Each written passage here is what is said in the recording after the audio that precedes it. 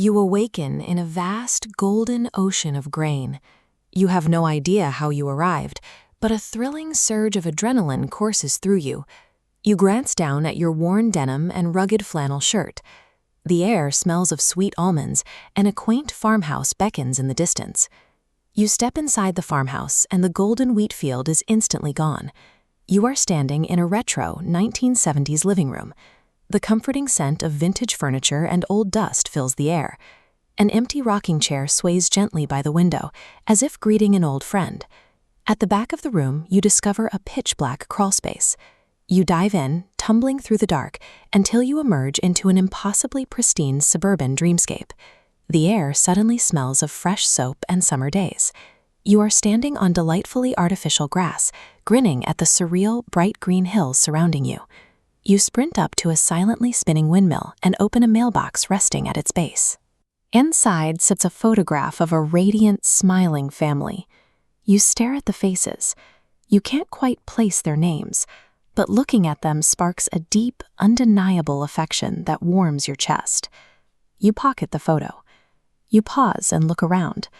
Why are these highly vivid, completely distinct places bleeding into one another? The logic of the world is fracturing, shifting around you with an intentional, rhythmic persistence. The environment shifts again. A secret elevator inside the windmill drops you straight into a colossal, gleaming airport terminal.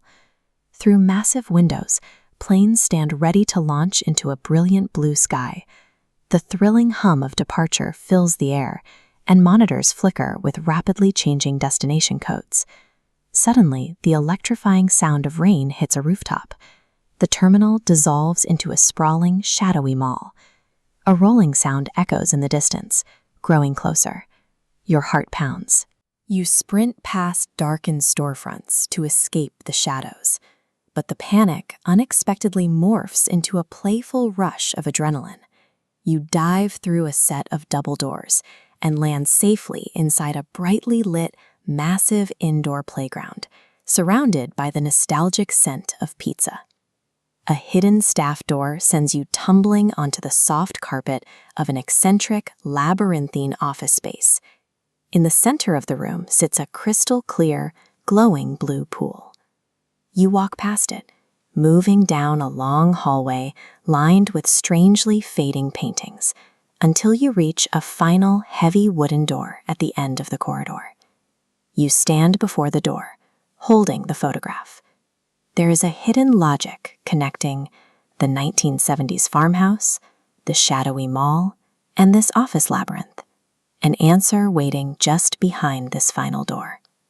You push the door open and step into a quiet, peaceful hospital wing. You enter a cozy room and find a photo album waiting on a table. Slipping through the pages, you see the family from your photograph, but the man from the picture is missing from the album. You turn and look into the mirror on the wall. The missing man staring back is you. The door to the room opens gently. A kind doctor walks in, offering a warm smile and a small cup of Alzheimer's medication. This grand, surreal adventure was the internal reality of a patient navigating their own mind in the moments before their treatment. Looking at this animated diagram of a simplified neural network, we see what is actually happening physically. As neural pathways degrade in an Alzheimer's patient, the brain acts as a relentless narrative engine, rapidly rerouting signals to bridge the failing gaps. This neurological process results in confabulation. Because the mind cannot access immediate reality, it unconsciously pulls vivid fragments of long-term memory to patch the holes in the patient's current experience. The brain is fighting a heroic battle to maintain a coherent, continuous sense of self. It uses these intense, vivid internal experiences to protect its core identity when the outside world becomes unreachable. These shifting landscapes were the brilliant, protective coping mechanisms of a sense-making machine working exactly as designed to preserve its own story. Reevaluating the adventure through this clinical lens clarifies the logic behind the shifting dreamscape.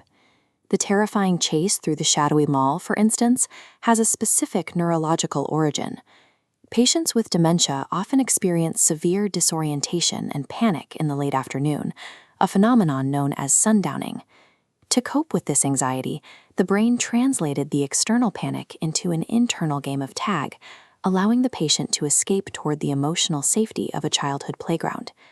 This chart shows two diverging trends in the patient's brain.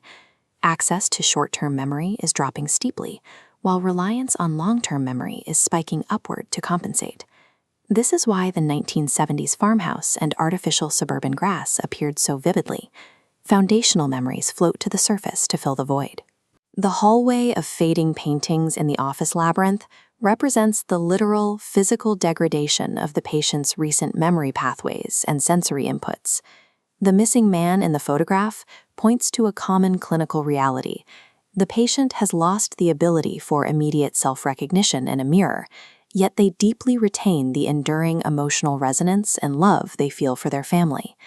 The experience of dementia is constructed entirely from the scattered fragments of a person's history, reorganized by a brain that refuses to stop telling a story. The cultural understanding of Alzheimer's often overlooks the rich internal life of the patient. We tend to focus on what is being lost from the outside. Inside, however, the mind remains highly active and intensely human. The patient is living through a vivid, continuous narrative, even when the external world perceives only silence.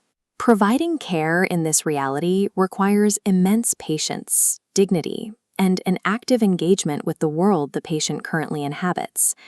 We can recognize the patient not as someone who is lost, but as an explorer actively trying to navigate a fragmented, shifting landscape, using the only tools they have left. Even as specific memories fade, the core self is still navigating a significant journey. Within their own minds, they are working to find exactly where they need to be.